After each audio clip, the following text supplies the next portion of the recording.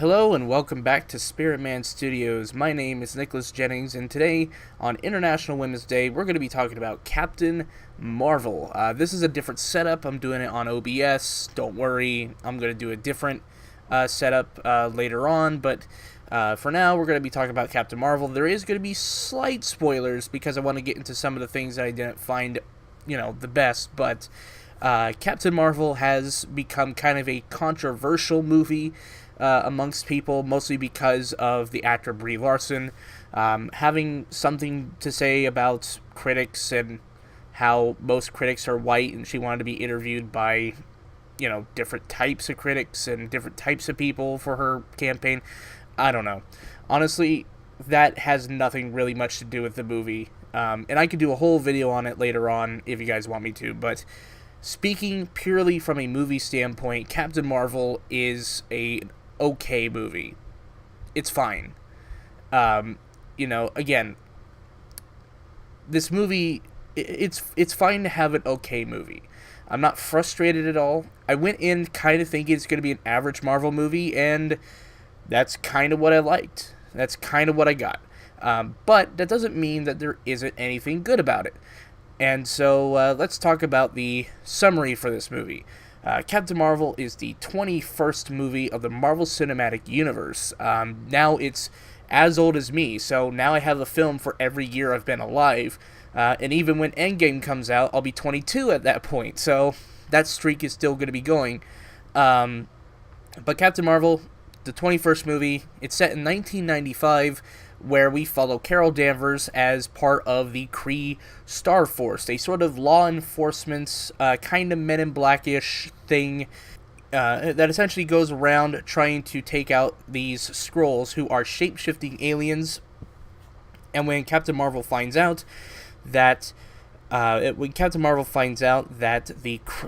Skrulls are heading to Earth, finding something for a weapon or some sort of an energy source, she tracks them down and tries to hunt them on Earth. And when she's there, she meets up with a younger Nick Fury, and the two have a sort of catch-up on what has been happening on Earth. And Brie Larson, playing Captain Marvel, tries to figure out who she is,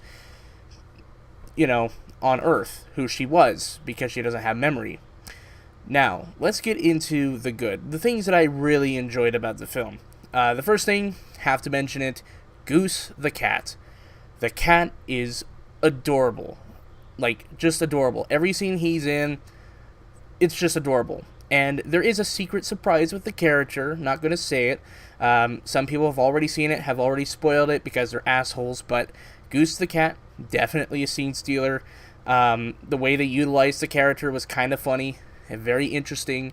I also found the name change from Chewie to Goose a bit interesting, because in the comics, this one, Further, Higher, Faster, this is actually a really good comic, by the way. In the comics, the character is named Chewie after Chewbacca, who is a co-pilot for Han Solo, and I feel like the change to Goose actually reflects more on Captain Marvel from the 90s, because not only is it a nice reference to Top Gun, but Carol Danvers is a fighter pilot. She's not piloting spaceships, for now, all we know is that she can pilot fighter jets, and I feel like Goose the cat is a nice companion to Captain Marvel. Sam Jackson for Nick Fury, always a good choice, always a great character, always a good actor. What he does with this character is actually good, because he could have gone in and just had the same mannerisms as he's always had with the character. But what really helped is that he understood that this is set in the 90s, before he was the director of S.H.I.E.L.D., before, he did a lot of this stuff that he was going to do. So a lot of his mannerisms are kind of toned down, and really kind of down to earth, because he's never really seen something like this happen before. He's never seen aliens pop out of the sky. He's never seen all this stuff happen. So for him to react the way that he does, and certain things happening to him that, would affect him later on, it's all kind of mashed together. And also, the de-aging effects. Good Lord, I love the de-aging effects. We've come a long way since Michael Douglas in Ant-Man. how they did the de-aging on his face. Like, it didn't quite look natural. But here, I feel like the technology has really worked. Sam Jackson looks like Sam Jackson from the 90s. He looks like, he's from Die Hard 3 or the original Jurassic Park. He really looks like it. And he kind of acts like it too. And I really appreciated that aspect. Another thing too is the film score. The score for this movie actually is kind of interesting. I liked some of the sounds that they were able to put out, this sort of techno-pop soundtrack. But the film score is rarely used, and I feel like in certain sections they could have utilized the film score a little bit more. And we'll get back to what I feel about the soundtrack later on. Ben Mendelsohn as the Skrull General, he is a very fun villain. Not a great villain. In terms of the long line of villains, there's not really a huge, he's not as good as, say, Hela or Thanos, but he gets the job done. He's fairly enjoyable as this, Skrull leader who's a tiny bit incompetent at times, but not too incompetent to the point where, he's not understandable. He's still a threat, kinda. But I really enjoyed his performance, and I feel sorry for Ben Mendelsohn a lot of the times, because nowadays he's cast as villains, but it seems like every time he is casted as a villain or any other character, he just naturally slides into that character. So, on the one hand, I'm sad that he keeps getting typecast for the villain, but at the same time, I still enjoy the performances he's able to put out with his villains.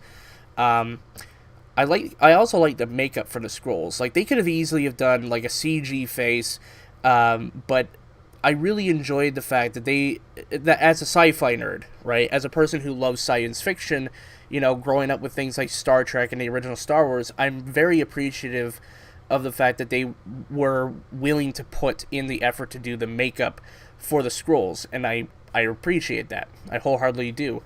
I really like the back and forth between Carol Danvers and Nick Fury. It feels like this sort of brothers in arms sort of comedy where both of them, were in the forces, so they get along with each other very well. And honestly, I would love to see a whole movie with just both of them reacting off each other. I think those two characters really do work off each other. Makes me kind of interested to see how she reacts to Captain America, honestly, in Endgame, but who knows. The Stan Lee cameo. The Stan Lee cameo in this one, I really enjoyed. There is also a nice touch in the Marvel Studios logo this time around, that got the entire audience clapping and applauding. It was a nice touch, and I didn't expect it, and it was such a beautiful, beautiful thing for the opening logo. I know it's an odd thing to point out, that because we've all seen the Marvel Studios logo, right? We've seen it before in every other movie, how it's been introduced, we've seen it before. But what they do with this one is wholly appreciative, and it speaks volumes of how much respect they have for certain people and characters. So there's that. There is this one section towards the start of the movie where it's this sort of covert operation, and then the subsequent sequence afterwards with the alien ship escape. Those two sections are really good in terms of the tension, in terms of the pacing of those scenes. It's pretty good. The connective tissues to the rest of the Marvel Cinematic Universe, I'm not going to go through them because that would spoil the movie, but I really enjoyed pretty much all of it. Some people didn't like the way that the initiative was named, but honestly, I could care less. I think that's a really cool connective tissue that actually gives a little bit more personality, something a little bit more personal to Nick Fury as to his connection to the initiative, because we all know what that is. The 90s nostalgia. Now, this has been kind of a linchpin with some people, where they said that the 90s nostalgia was a bit too much. Honestly, the 90s nostalgia doesn't really play too heavily into the film, other than in the film's soundtrack. Because there's a lot of music in the soundtrack that's very much of the 90s, and they kind of use it almost every 20 minutes in this film. and it kind of gets annoying at times. But everything else is good. I like, again, we get to see Blockbuster, we get to see a couple other different things here and there, but they never really overtake the movie. It's not like, Stranger Things, where everything's plastered with 80s nostalgia, like 80s nostalgia. Like, the 90s nostalgia in this film is not forced, right? I really like that. The first two acts, the first act is a little bit slow. I will say it gets a little bit slow into the stuff that I was more interested in, which is Carol's journey on Earth. That's not to say that the stuff with the Kree is not interesting. I just kind of felt like it was just paced a little bit too slow, and then once we get on Earth, it gets a little bit faster of a pace, and it just kind of spreads all the way throughout the third act at that point. But the first two acts it makes Carol a very interesting character, not too interesting, right? But she kind of knows her way around. Like, there's a scene near a bar, and she's reading a map, and she's hit on by this biker. But rather than, what some people would fear that she would do is like, oh yeah, get off my case, asshole. Like, you would think that, like, some people would think that she would say something like that, because, that's what some people expect. But no, she waits. She does kind of an homage to Terminator 2 in a way, and I kind of like that. I think I like that. And then as for the politics of the film, it's not forced. I don't think it was too forced, honestly, because I've been around a lot of films. Some films force it a little bit too much, but I think the feminism in this movie is not bad. I think for what it was going for, I like it. And basically, what it all entails is that the feminism in the movie mostly works because women are helping each other try to gain more of an advantage in a world that, has women pitting themselves against each other, as well as men, at each other's throats. And it's more about being supportive of each other as opposed to being at each other's throats. And I wanted to get that across.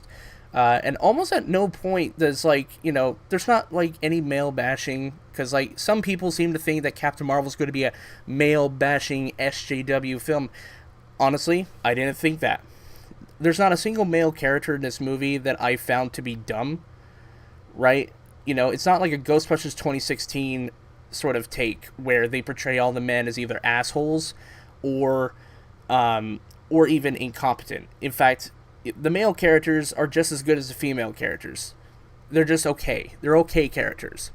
But now we have to get into what I found that wasn't necessarily working for the film. And that is, for one, there's a very inconsistent tone.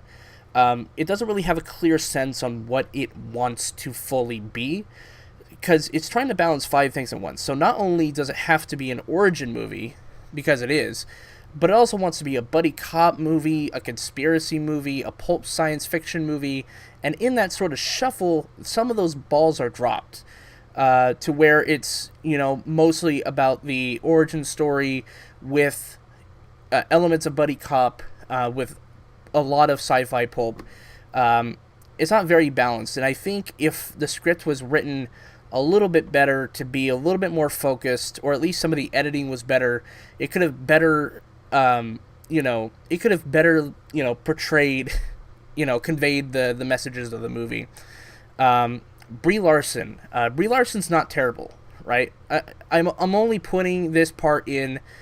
Brie Larson's okay in the movie, but her character, Carol Danvers, is why I'm putting it into the bad category. Even though the first 2 acts are really interesting, and I found her stuff very fun to watch, once she unlocks her full potential, that's when she goes downhill. And it's kind of like Captain America in a way. The first Captain America film, in a way, the first act with Steve Rogers was very interesting because it told a story, a character story about a guy who wouldn't, back down from a fight. He'd fight for what's right and all that stuff. But once he got the superpowers, that's when he became less interesting. And the same thing happened here with Carol Danvers. Now, again, am I saying that this is bad? No, because clearly, as we've seen with Captain America and his films, his character became more and more interesting as new directors and new writers took him on board and basically adapted him as time went on. So he's become a very interesting character in the MCU to me. And I feel like maybe after this film and during Endgame and for her sequels, because there will be sequels to this, I feel like there can be some growth for the character. I feel like there can be some interesting situations you could put her in that challenge her and make her a more interesting, well-rounded character. Because as it is, this is basically a Phase 1 movie on its whole, which isn't bad because, you know, if we really look at the timeline, this would fit into the Phase 1, right? It is set during 1995, you know, between Captain America, the First Avenger, and the first Iron Man film. This would fit in Phase 1, right? Even though it is a Phase 3 film, it feels like a Phase 1 film, which isn't bad. I don't think it's bad to say that it's a Phase 1 film, but it would fit, not only just timeline-wise, but, like, the feel of it and what it was going for. Let's see. But going back to the Carol Danvers power thing, right? Once she unlocks those full powers, it seems like she's already known how to control all these powers, but she hasn't had that training. So you would think that, you know, she would be fearful of how much damage she could do to not only, you know, her opponents, but for the people she's trying to protect, or even the planet Earth. You know, you would think that there would be something like that, but there isn't. I think it would have been a little bit more interesting if at the end of the film, Carol's like, this is slight spoilers, but if she went off with such and doing such and such, but at the same time acknowledging that she doesn't fully know the extent of her powers, so she's going to explore them as she's doing this thing. And I'm not going to get into the thing, but there it is.